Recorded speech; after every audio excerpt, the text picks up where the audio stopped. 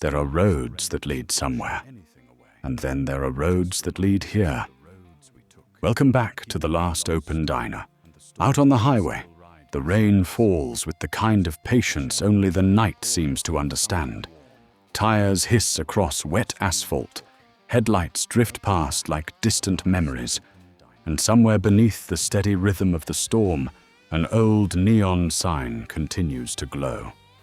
Most people who find this place aren't looking for it.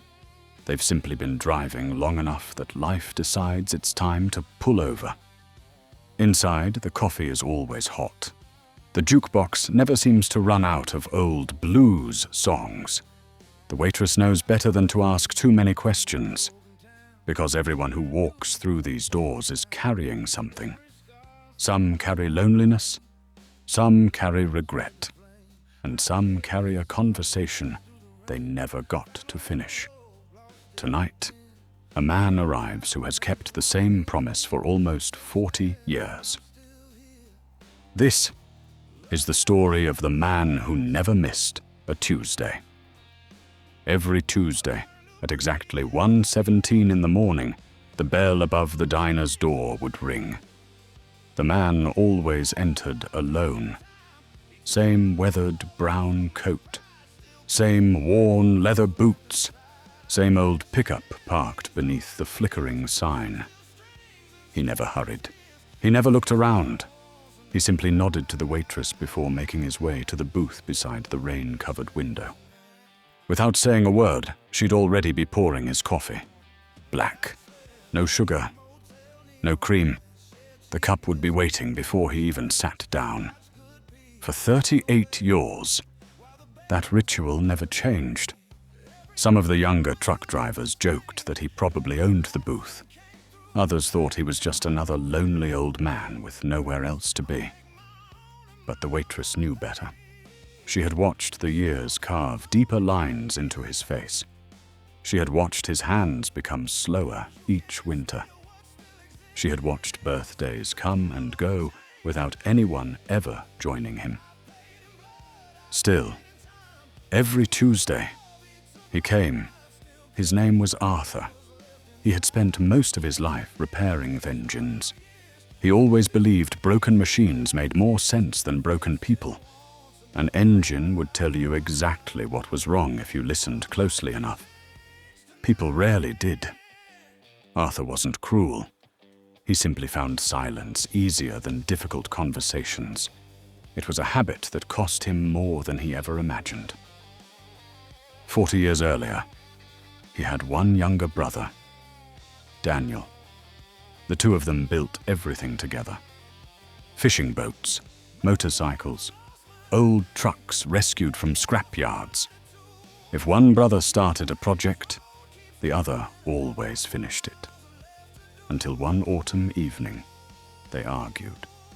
No one remembered exactly how it started. Maybe it was money. Maybe it was pride. Maybe neither. Some arguments become too old to remember, but somehow never stop hurting. Words were spoken that neither of them truly meant. Voices grew louder, doors slammed. And finally, Daniel walked toward his truck. Before climbing inside, he looked back one last time. He said quietly, "If either of us ever gets tired of being angry." Tuesday night, 1 o'clock, the last open diner. We'll call it over.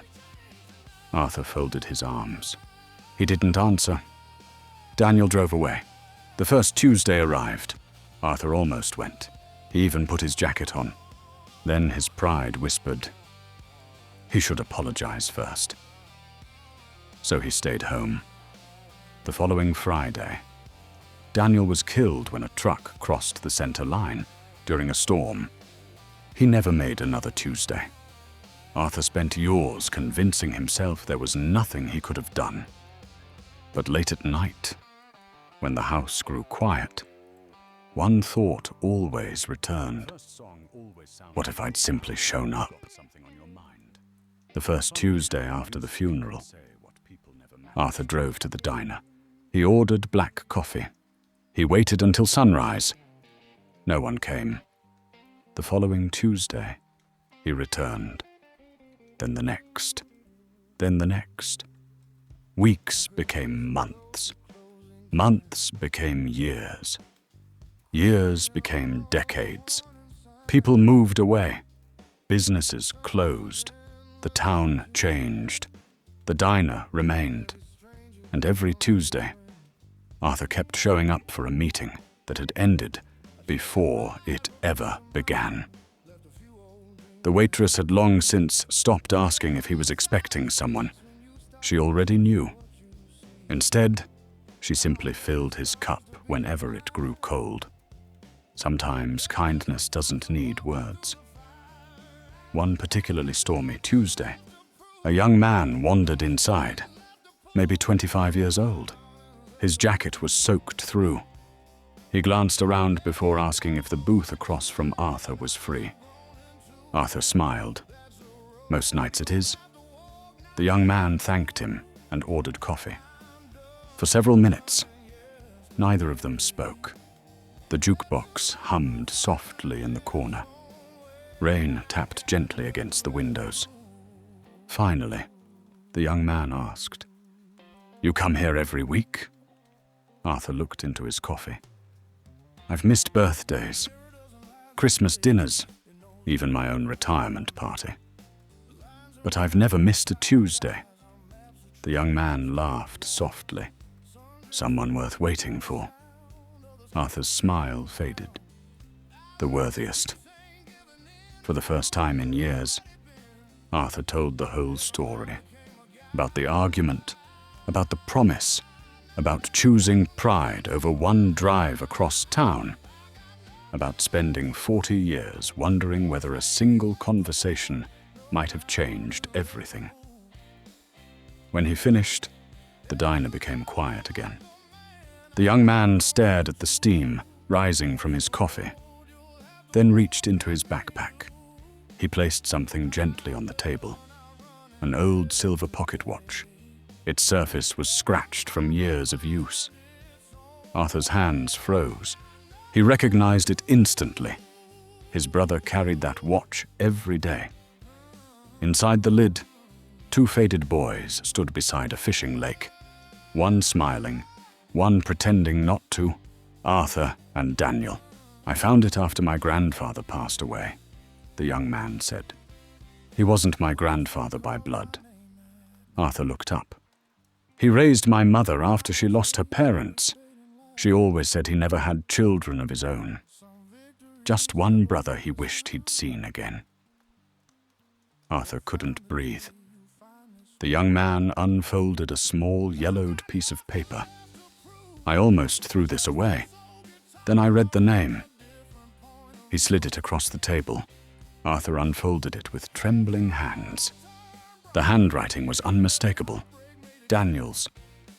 It read, "If you ever find Arthur, tell him I stopped being angry before I died.